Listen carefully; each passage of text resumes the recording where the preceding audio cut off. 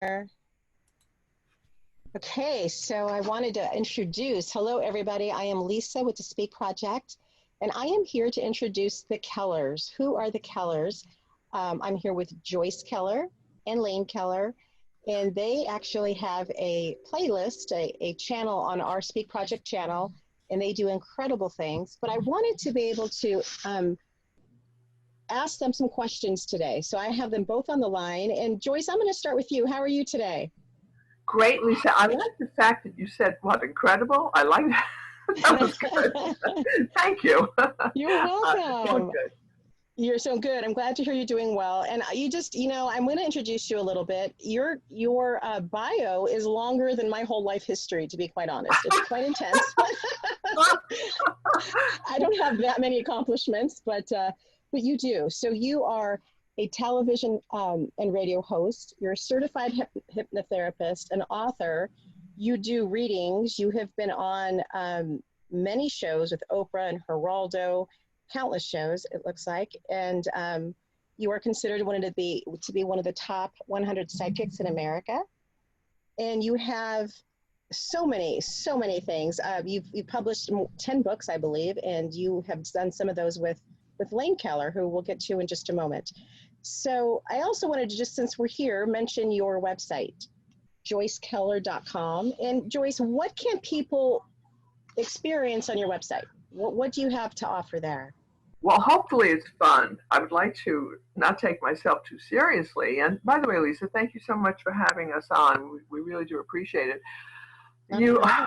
you diminish your ability to reach people when you say your accomplishments are not as long. I think what you've done is more than catch up and go beyond many, many people who are light bearers. So I wanted to say that right up front. And Yes. you have so much coming your way. You're going to be seeing a lot as we shift from the third to the fourth and fifth and beyond dimension. So you're right out there with Lane Keller, and I'm very proud to know both of you. No, well, thank you. I so appreciate that. And I feel like there's just, as I mentioned, you have a playlist. You both have a playlist on our Speak Project channel. And I just want people to really have a better idea of who you both are. And Lane, do you want to just say hello rather quickly? I think she may be muted, but she'll unmute, I'm sure. Yes. Hi, Lisa. Thanks Is. for having us on. You're very brilliant. We tend to just go out there and start talking and assume everyone knows what we're talking about. You said, no, wait a minute, let's take a step backwards and a proper step backwards and explain where you're coming from. Yeah, who are the Kellers really is the question. I know you have also a son, Scott, who I will be doing work with as well, who is also amazingly accomplished. But really, I just want people to have a better feel for who you both are. And we'll get a little bit more into Lane's stuff. But Joyce, on your website, if I were to go to your website, I've never seen it. What can people expect to see there? Well, I would love it if they realized that I'm there for them. However they wish to use my services or use my background, whatever they need, I'm there for them. And you don't have to go through these challenging times alone. And believe me, these are challenging times. I do a lot of connection with departed loved ones. I can help you because it's not from me. It's from God. If you are going through a breakup in a relationship or you're losing your business, God forbid, or any or all of the above, we do try to find a little light out there and try to give you some hope and encouragement. That's my basic purpose in life. That's what my books have been about. That's what I'm working on my next book. And radio show, all of the above, is just, all the shows that I've done, whether it was Oprah or even going back as far as, I hate to say it, Merv Griffin. No one even knows who he is. Yes, I did all of that. I was on with Arnold Schwarzenegger and Phyllis Diller, and I know too many people. And but I would like to know more about what both of you are up to, because Okay, good. I'd Yeah, like to know okay.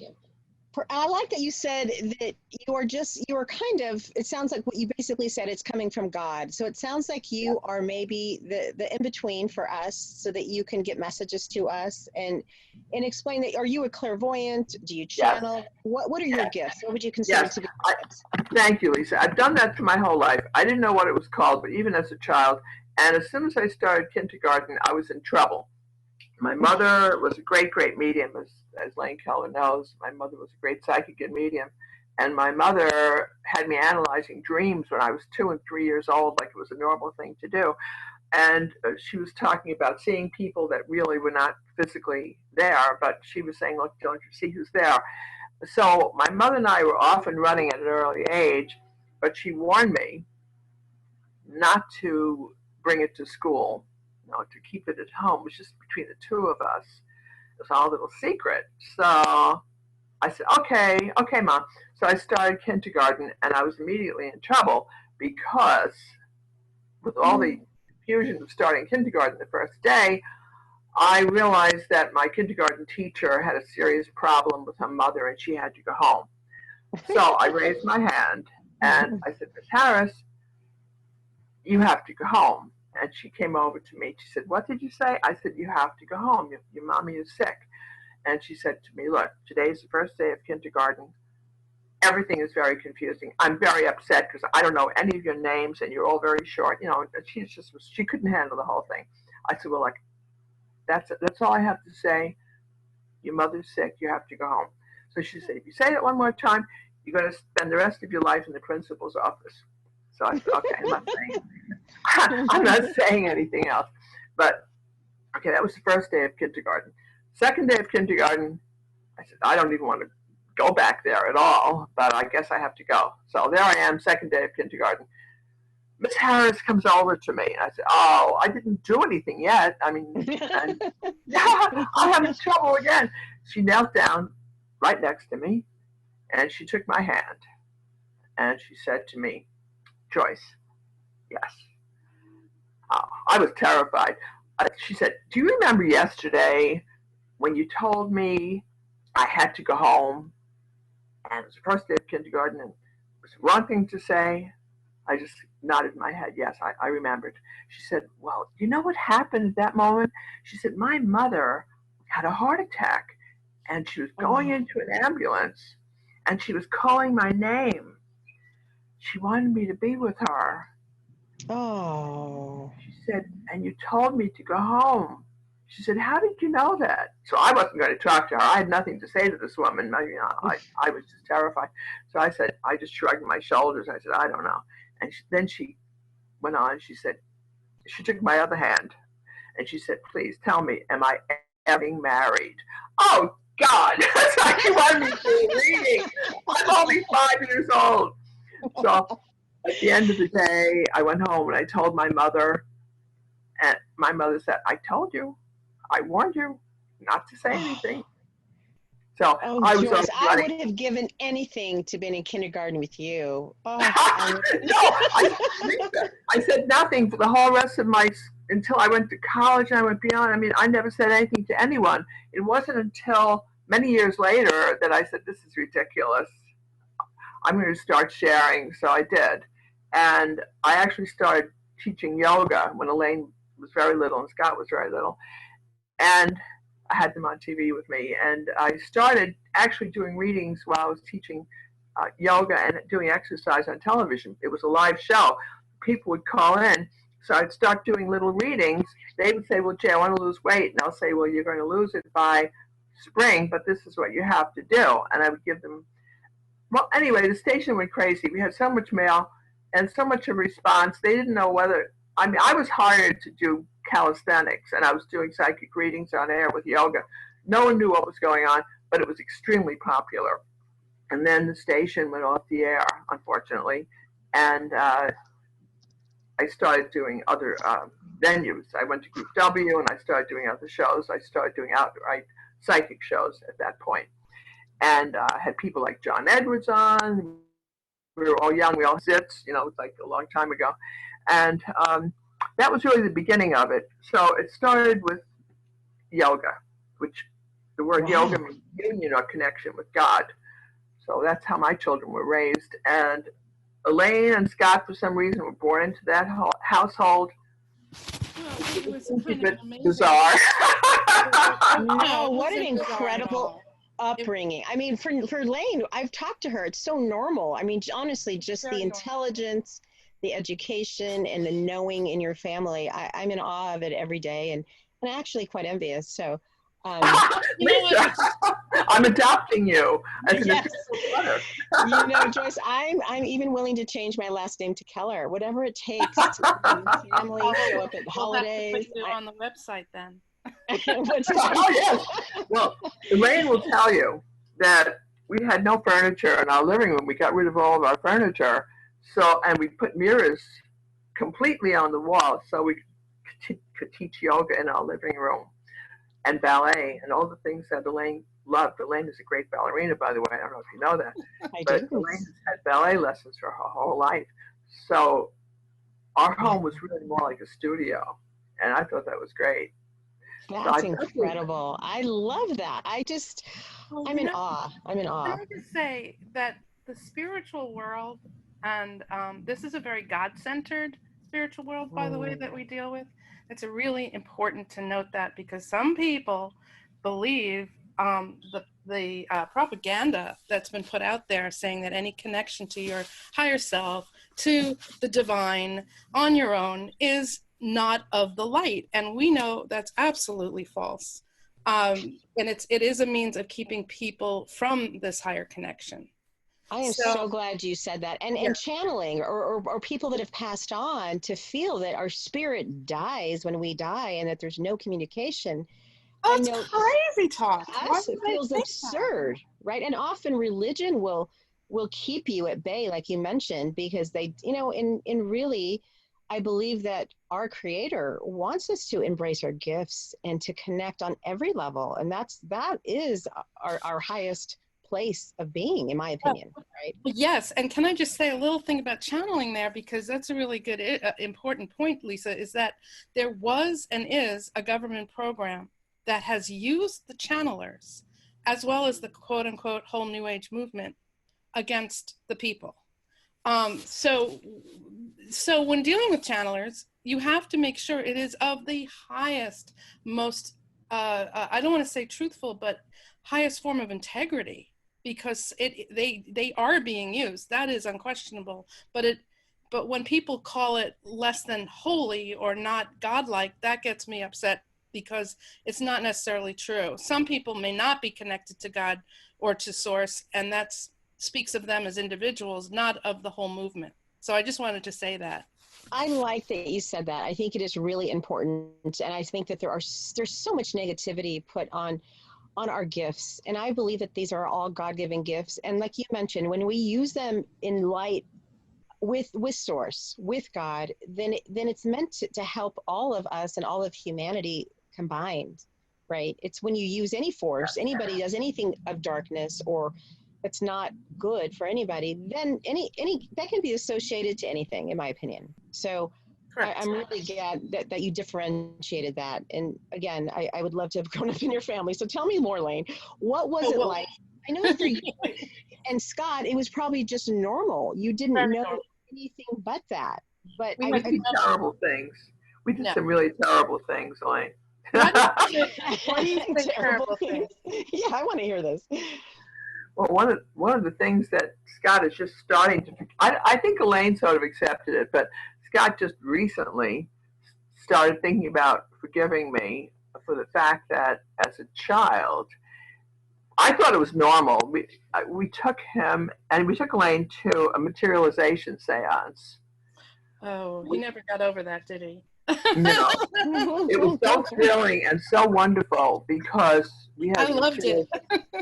See, Elaine and I and Dad thought it was great. The three of us thought it was great. Scott, I think, was a little too young. I think he was probably like 4 years old or so, and spirits were materializing and bopping us in the head with trumpets, and it was in the dark, and I guess I was slightly irresponsible, but I realized that he's a natural medium also, so I felt that it would be okay. But he was not quite okay with it for actually to last week when he started thinking it might be a good idea, you know. He just got over the fact you had never let him have bologna either, so he's a little slow on some of these things. He is traumatized by this and by bologna, evidently. But he's okay. I think he's going to make it. If that's the worst thing you did, Joyce, God bless you. Yes, that's the worst thing I did. I think it's the worst thing I did. I'm sure Elaine Scott can think of some other bad things, but I really cannot. I think it was the materialization seance with spirits manifesting that was unsettling to Scott. And I wish I could find a place where we could all go to have that happen again. But the good old mediums that did the circles like that are pretty, I think they're all gone. So there are just a few people left to do private readings. And well, but, that's funny because the whole psychic profession has changed. Now, I'm not talking about the street level variety with the headdresses and the big earrings. We're not talking about that. We're talking, right? We've reached a whole new level where it seems like a lot of the old kinds of psychics have fallen away. And, you know, my mom and brother and I, and my dad when he was around, my dad is still around. He's just not in the physical form right now. We talked about this all the time. The psychics of that era, let's say of the past 20, 30 years or so, were of a different ilk. And while they may have been extremely powerful, and some were very, very powerful, they were very low vibrational individuals. Like a lot of them, so a lot of them smoked, a lot of them were overweight, a lot of them were very negative, a lot of them had terrible eating and drinking issues. Some dealt in darkness, whose names shall go unmentioned. And well, we got to do another show where names are mentioned. That'd be a great show. Well, we can do that. Well, they mostly These are all my friends. No, but here's my point: is that most of these people have passed on, and it seems that a much purer level has been left in its place. And now we have people. Now, I'm not doing this just to praise my mom, who's amazing. But oh, please go ahead. But well, you are amazing, and we can sing your praises, and I will. But my point is this: that it seems like the people that are out there are talking in a more wider platforms where they're sharing more with people as opposed to bringing in individual readings for money. Right. They're more bent on helping humanity as a whole, as opposed to, dealing in a room with one individual. So I just wanted to say that. Well, and Lane, a little bit of background on you. You do work with the Speak Project. You are a writer and a speaker, and obviously you grew up in a very spiritual, holistic family, and very unusual. But one of the things you mentioned, I think is really important right now in today's, in our world, and it seems to be more evident, is the vibration. You mentioned that some of these people were low vibration. And give me a little more on that, because I feel like right now, without having that higher vibration, we may not be really connecting to the right source or what we think may be the source. But how do you feel on that? Well, I think we both have a lot to say about that. As kids, we were very sensitive, and all kids are, and you can't put words to it. We would just say, Mom, do you have to have that person here? We really don't like this person. We don't know why. And it wasn't until much later that you could you could define it. And now I realize why. I could look back at all those individuals and say, no, of course we didn't want them around us. But not all of them. I mean, some were wonderful. High vibration, oh my goodness, that's such a multi-layered topic. But right now, it's imperative to be aware of vibration. And just walking down the street with all the cops who have no idea that they're working for the dark side and removing our civil rights, and working against the Constitution, that is very vibrational. And we need to address that on not just a tactical level. Sorry, I'm going on a tangent here, but we need to address it vibrationally. And what do I mean by that? Is that we have to shift the vibration of this planet. And it starts with each one of us and how we process information. If we get brought down by it, that we're radiating that, and that's going to affect those around us. We have to stay in a high vibrational space, which means one of positivity and hope and knowledge that we are going to see this through.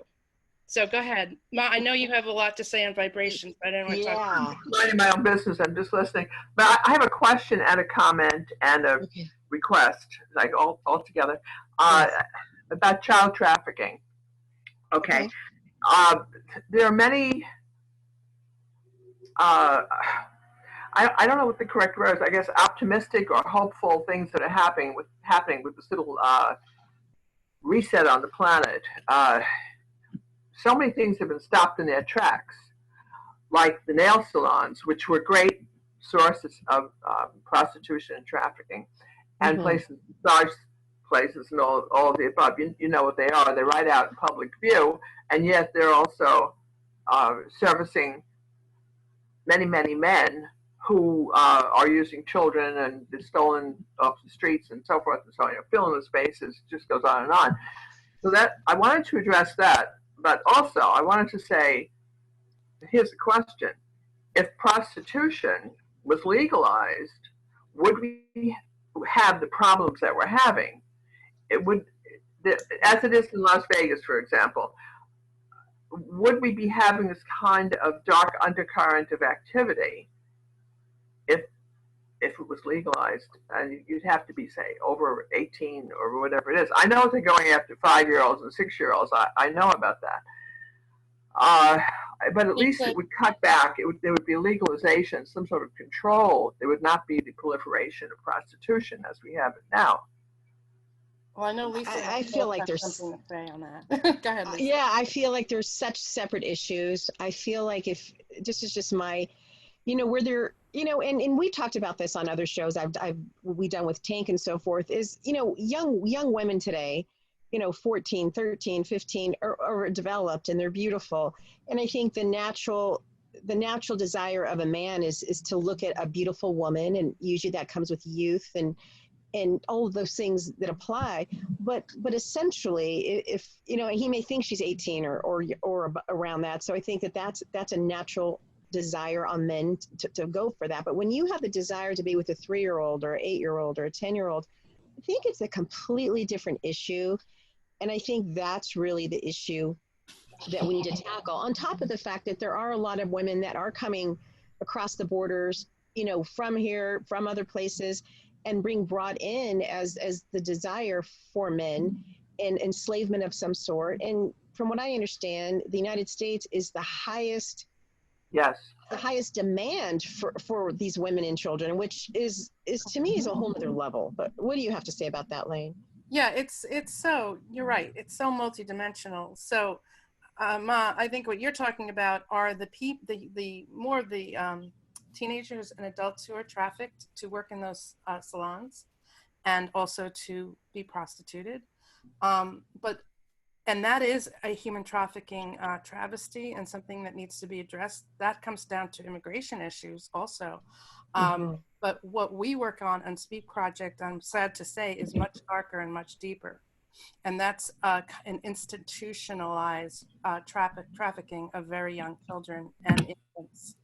And that is through the quote unquote government agencies designed allegedly to help, but in reality are breaking families apart deliberately. They are incentivized to break up families. They're paid. They're actually given a certain amount of money for every child they take from the home and don't return. Now these kids, the numbers are astronomical, but they disappear into the system and they're trafficked. So we have a lot of info out on that.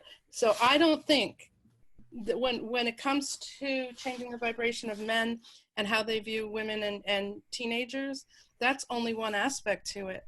We have a much darker, deeper problem. But that being said, we need to tackle this. And if we can't raise our vibration enough to believe we can do it, we never will do it. So that is the truth. And I agree with that, because that's a sickness all to itself. I don't even know. I'm perplexed as to how one even gets to that place. How does one even desire to have that type of a situation with a child of any sort? And how does it perpetuate among Hollywood and in politics and these types of people. I it's cultivated. don't It's even know how it begins or the desire. That's why I'm perplexed. It's a cultivated appetite, let's say, and a lot of them are forced into it at first, and then it becomes addictive, as we know with the adrenochrome. Right. It also becomes a system of control, whereas if you want to break out and you try, then often you're suicided. You mysteriously take an overdose of pills. Your handler gets you back in, like as we see constantly with, oh my goodness, now my name dropping just fell off I don't It's remember. Okay. But essentially they're blackmailed often as well, is what you're saying. Right. So they may not have started out that way, but they were cultivated to that. They developed or blackmailed into that, or drugged or something. Drugged. Don't forget drugged. They're often drugged into it. So if you're in a drug state and your handler's constantly feeding you this pharmaceutical diet, or illegal drug diet, you're more easily manipulated into those scenarios, and then it becomes addictive, and then you're in the system. You can't get out unless you're willing to give it all up. As so many that video of you blackmailing you, and so you're basically forced to stay in that lifestyle and feed the system. It sounds like. Correct. And then they become satanic, and I don't know if they get replaced. I don't know, but we're going. Ma, what do you think of all that? I mean, what happens in Hollywood, do you think? I was thinking about vaccinations. Actually, I was wondering about that, about the coronavirus actually being not only engineered, but the basic purpose of forced vaccination. I was thinking about the next topic while still listening to both of you, but with Hollywood, I think Hollywood is hopefully finished. I think that it's on its way out, and not anything as uplifting as it was meant to be when it was first created, in the good old days and the 40s, when it was coming into its own at that time. So it took a nasty turn. But I wanted to ask you both about chipping. If you have already discussed this on prior shows, I mean, I don't want you to have to repeat it, but I'd love to know what you both think. I think what I've been told as of late is that the chipping system that they're designing is not necessarily what we consider like a hard chip. It's actually something that grows into your body, like it's a gel type system. So it's something that will adapt and grow into your body where it can't ever be removed once it's implanted, or it's very difficult. And I think it's part of the design of the vaccines that they're trying to usher in. Really, honestly, they've been, I think this COVID-19, how you mentioned the coronavirus, I think it was their way of trying to usher that in a grand scale and keeping people so fearful as to the fact that they may be so desperate and fearful that they would beg for that vaccine, and in that vaccine would have the ability to chip. What do you think, Lane? Yes, I completely agree. But I feel that this is our last stand. They can't, it is it. We are at point zero. And if they succeed in vaccinating us, we're done.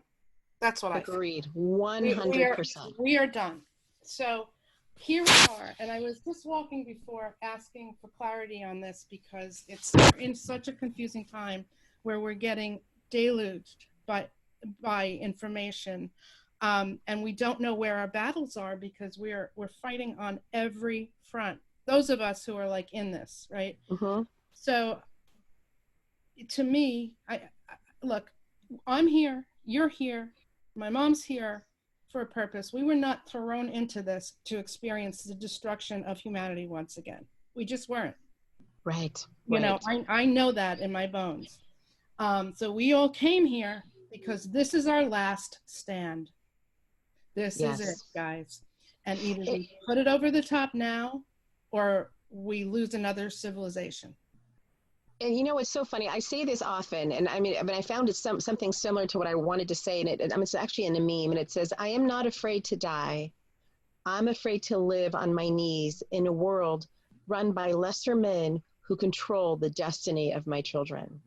And I've always said, it's not the dying I'm afraid of. It's the living in the world that they have created for us that I'm not willing. I would rather go down trying than live in the world they have created.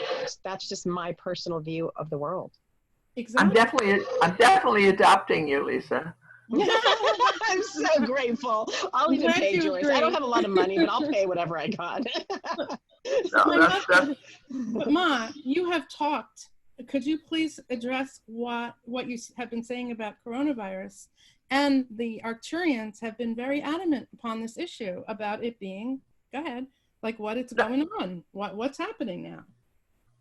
well, it initially it seems to be are you talking about the shifting of the third to the fourth dimension? Yes, exactly. Okay. So they paid us a little visit when Lane and I were still in New Jersey, and they set Elaine up especially to be one of the project leaders of this new age coming in now. That I wasn't asking. I really wasn't meaning for you to. I was meaning about the shift, but go ahead. I'm sorry. I just didn't mean for you to go there. Oh, okay. All right. I wasn't sure. Okay.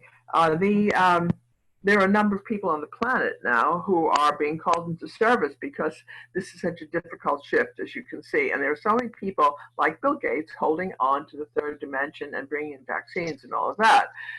So the purpose of the Arcturian teachers who came in, who are really our parents, are trying to raise the energy of the planet to the point where we have truth and understanding. And then you have all this trafficking nonsense and things like that holding us back. So the people who, I don't know what the question is, but I wanted to just finish this one thought. The people who are stuck in the third dimension, which is going to work every day and all of that, the mundane, those people will eventually have to leave because the light is too heavy and too dense on the planet. So as we move forward, it's the people like you, Lisa, and Lane, who are raising the vibrations. But Elaine, I'm not sure what the question was. The question was, well, the Arcturians were talking about the 3D construct and moving out of that, and why humanity's been forced at this time. So, Oh, because it was just too dense. We couldn't continue that way, and no one was really paying attention. So everything was just continuing, la, la, la, we'll go along the way it was. But we came to the point of an extremely crucial point on the planet where the planet was starting to wobble. Well, what has happened now is some pretty great things happening. The oceans are cleaning up. You're actually able to see air where there was previously smog, like in China and parts of California.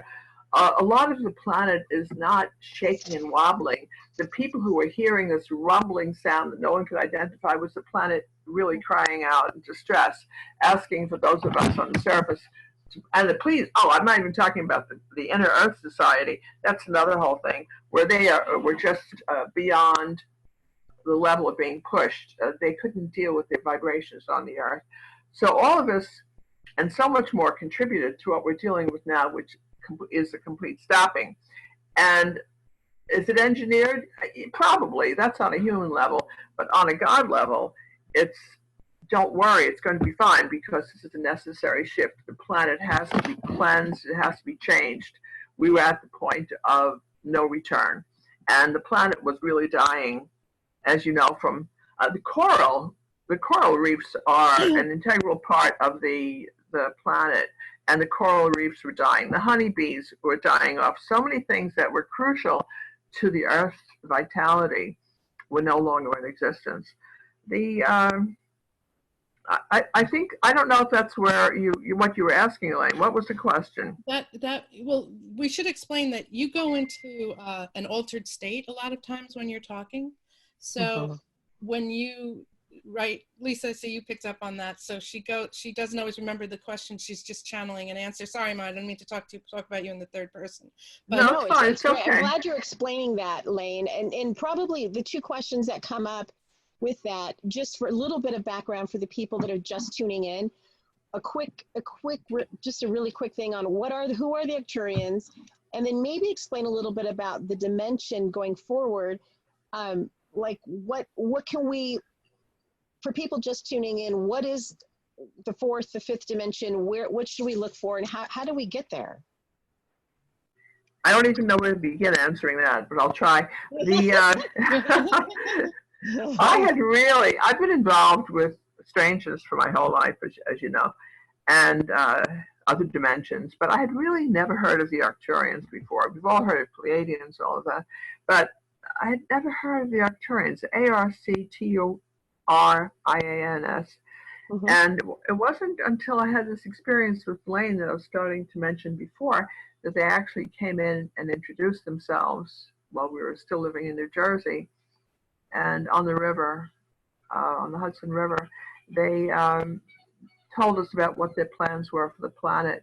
And it was explained to us at that time how we would be shifting out of the third dimension into the fourth. Now, the third dimension, as I started to say, is the mundane. Go to work every day, come home at 5 o'clock, 6 o'clock, whatever, have a beer or whatever you choose to do, watch television. If you're lucky, have sex and go to sleep. That's third dimension. The Arcturians, who are our parent vibration over the entire universe as I know it, said, no, we have to change that. So that's what this planetary reset is about. The fourth dimension, as I understand it, is one of shifting. I know Lane thinks it's different, but it's one of reset, where we go to the fifth and beyond dimensions, where we will not be, as you can see, a lot of the non-essentials are being forced away out of our lives, and just the most essential things will remain. Now, why is Walmart open? We have no idea. But Matt, excuse me. Talk about who the Arcturians are, though, because I don't think a lot of people realize. It's so hard to explain. It's like asking who are the Pleiadians. They're okay. The Arcturians are an umbrella energy over the entire universe. It's like the mother, father source, the God source over the entire universe, and then under that comes the Pleiadians and all the above. The Arcturians are basically invisible, but we have so many space teachers around us all the time, and if you've been on the planet for a while, they've been here since the beginning of time. They are basically the creative force. Are they all good? No, probably not, because they're an interdimensional species. So the Arcturians are the primary force in the universe. Okay, good. Okay, that's a good explanation. And you mentioned dimension, so it sounds like, Joyce, what you're saying is fourth dimension is transitional when ultimately we want to get to the fifth dimension and beyond. Is that? That's good, Lisa. That's very transitional. You can get stuck in the fourth dimension. That's unwise. It's people who are not releasing the old ways. Ask yourself, what are the non-essentials? What do we need to not have in our lives anymore? We're going to be just dealing with the essentials. It's like, is television really an essential? Television is going to change completely. The media is going through a whole overhaul, as you can see. Right now, it's just caught up with the coronavirus because they can't even go into the studio anymore, which is a great thing because they're being forced out. Media is being forced out into a whole new dimension. So that's part of the fourth dimension of transition. As you can see, the people who look really, really bad, who used to look good yesterday, those are all the people who are stuck at home who can't have their hair done. That's what.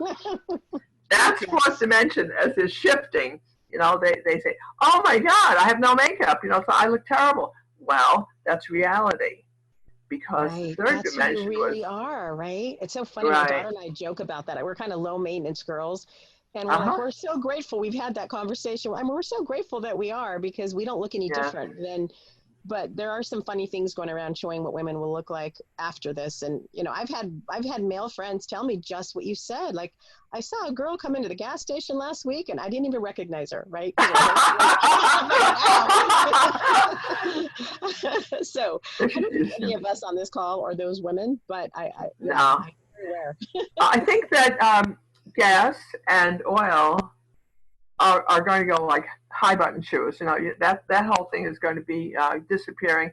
You're going to have more electric cars, or different types of energy are coming in now. There's so many great things coming in, but we're in a little bit of a state of shock right now and transition, where everybody's terrified. There's no reason for fear. There's no reason for terror. Just take a deep breath. I know you've all lost your jobs. Well, you know, that's going to be okay too, because the money system is changing. Everything that you know is changing. And when the whole thing is finished and the dust settles, it may take up to 2 or 3 years, it's going to be so much better. You're going to see some changes occurring up until October of this year, where a lot of people are going to die, unfortunately, but they really didn't want to be on the planet anymore, and they'll be able to help those people who are still here. Life is very transitional. There's no such thing as death. It's all very illusionary if you think that there is such a thing as death. So I'm sure you have. Oh, I love that. I feel like all of that was just channeled. You know what's interesting, Lisa? You think, you know how you were saying you had such an unusual upbringing. Well, we don't realize how unusual it is until we get on a show like this and we start talking about it. Like, oh my God. Yeah. It's so funny. Your mom says, and she said it twice, you know, everyone knows about the Palladians. I'm like, no, up until about 6 months ago, I never heard that term. So, Lisa, it's so funny to hear you guys talk. You know what's really funny? Here's what's really funny. When you're sitting in a steak and bake in Boynton Beach, Florida, and your mom starts channeling your ex-in-laws who've been dead for 3 years. Did that really happen? I sort of remember that. I kind of remember. It goes into an altered state, Lisa, and there's no one would know it really but me, or maybe my brother.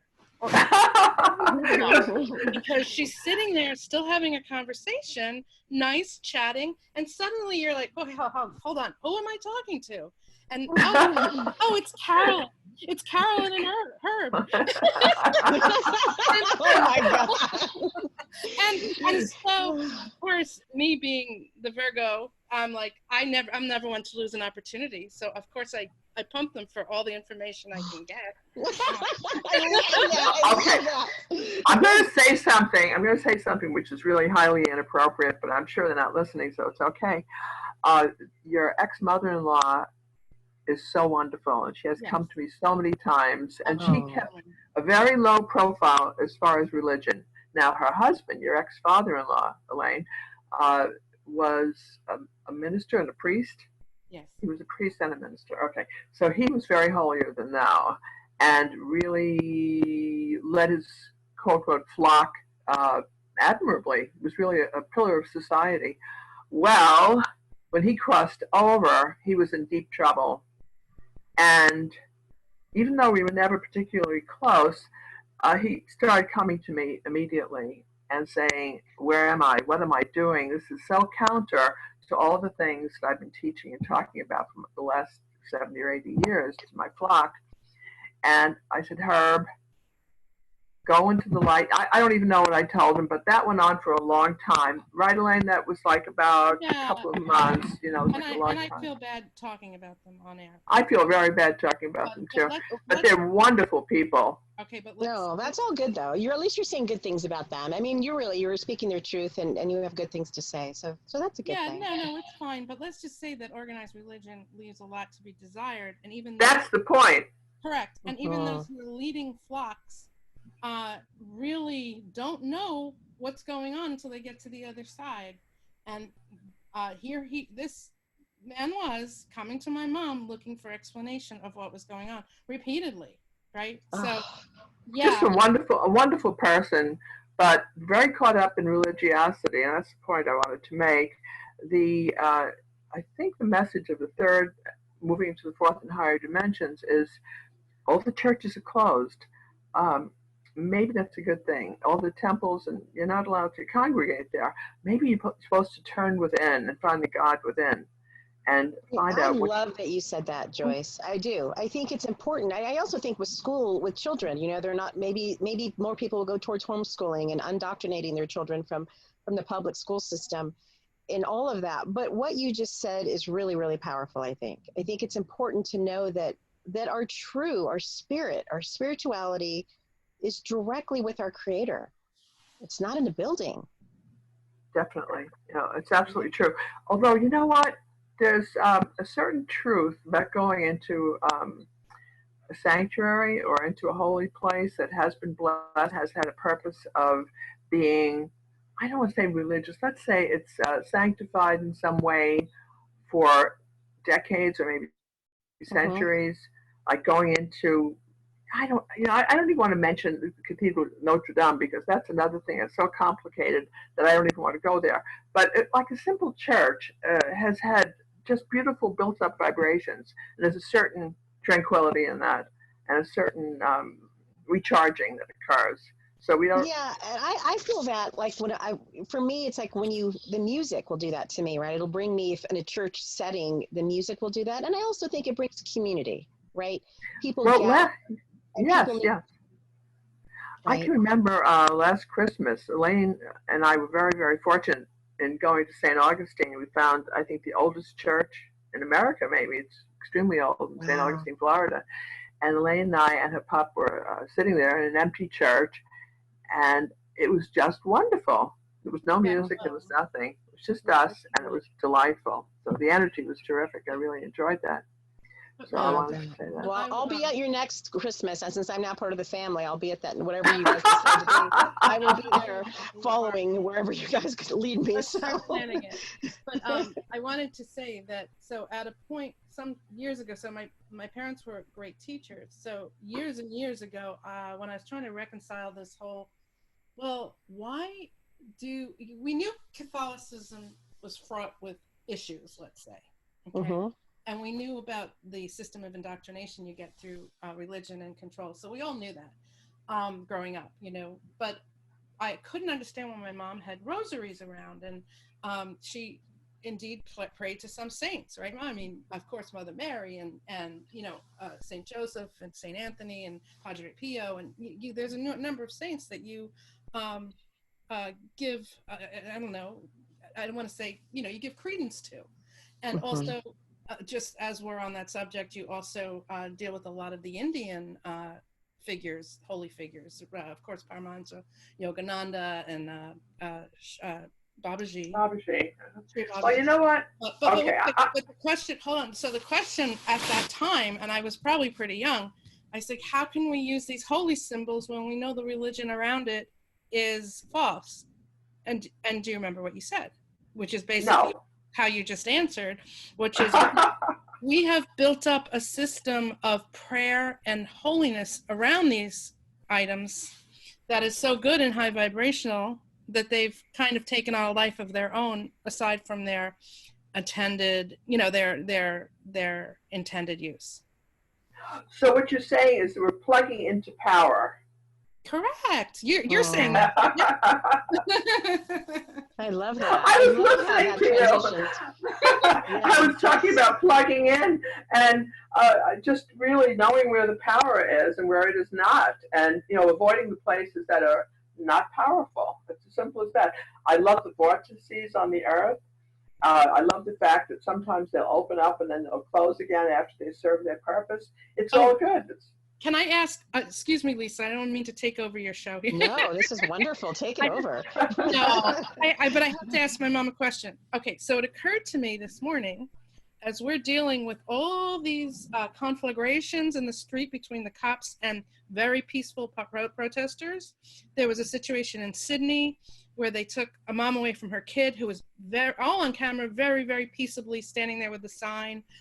Same thing's going on in Sacramento, California right now, and in New York City, and probably other areas. But then as I started thinking about it, I'm realizing these are vortexes. These are vortices.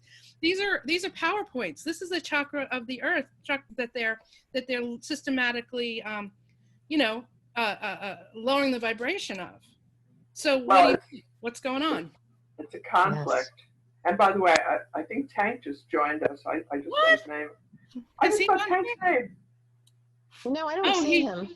He may have jumped on and off. Oh, he may be gone, but I saw his name come up quickly. So the question is about vortices, vortex, such as Sedona, like what? And what's going on with the cops and the peaceful demonstrators at the vortex points right now? Well, I mean, obviously they're trying to hold back the progression of society. They're trying to keep us in the third dimension, as you both mentioned very brilliantly before. It's a conflict. The war is going to escalate between the light bearers call them what you will, New Age, it doesn't matter what you call them, the people who say, I don't want to be confined anymore, and I don't care if it's a vortex or what it is. Elaine, I don't think, you're speaking about the vortices as being places of conflict. I don't know about that, so I can't answer. But it sounds right. I'm not sure. And I don't even know if they're smart enough to attack us. But we know that all the portals of light had been dismantled. So maybe they are smart enough to do that. I'm not sure.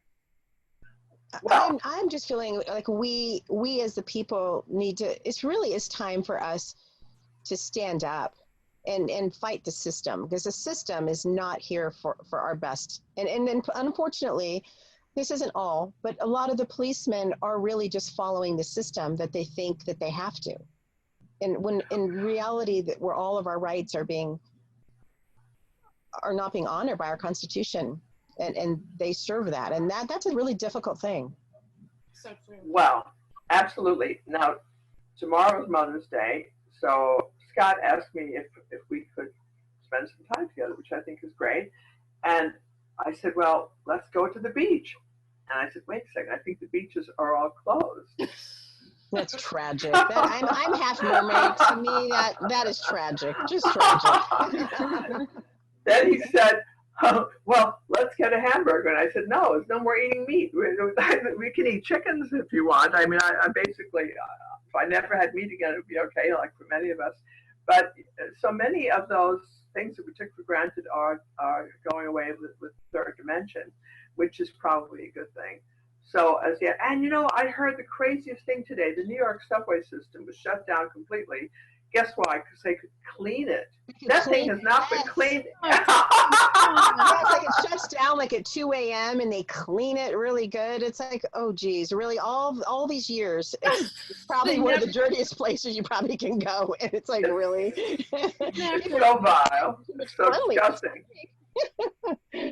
So they even released SARS once in the New York subways years ago, and they didn't clean it after that. Oh, geez. Really? Wow. It's a time of bringing in light. So that's what this show is all about. I'm so happy to be part of it. Thank you so much, Lisa.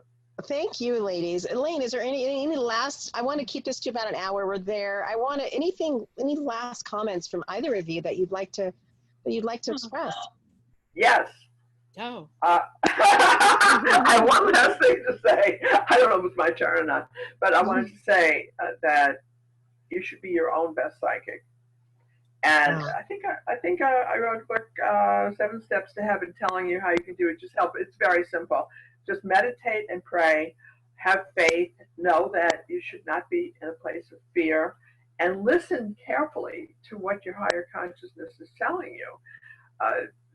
There's so much that we don't know about because we go just strictly with the conscious mind, and you need to go beyond that. That's what meditation is for.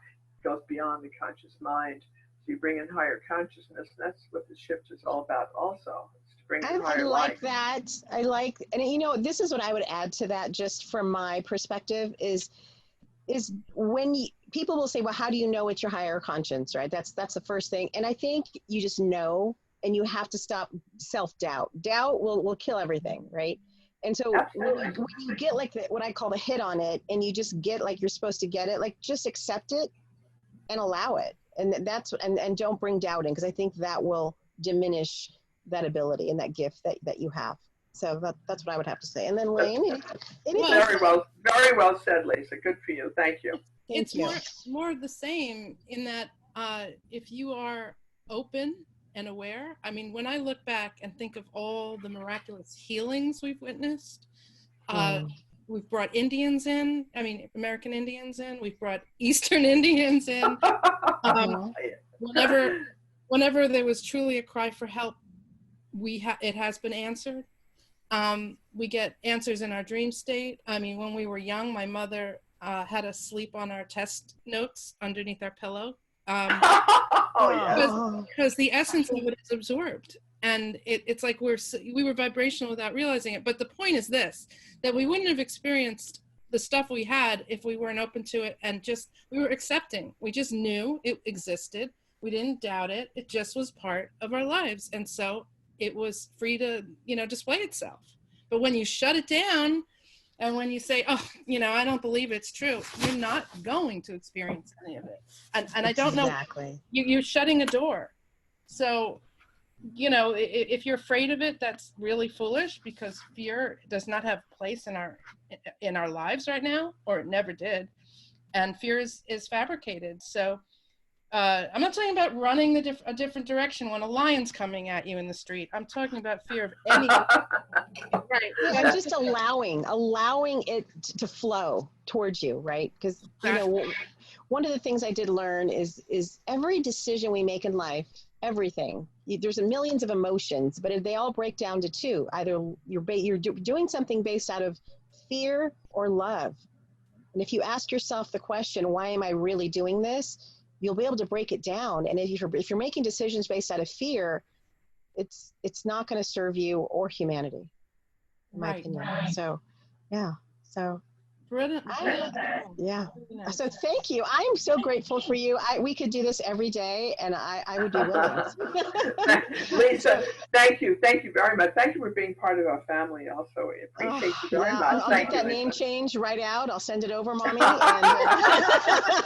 I can call you Ma if that's okay. And that's great. That's terrific. Thank you.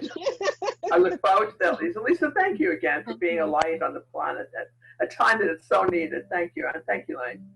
Thank you both for joining me, and can't wait to have you guys both on again. And Joyce, I will tell you this, I was so tempted to ask for a reading, but I wanted to keep it about you, but that might be another show we have to do soon. Just I'll do a live on air reading. That would be fun.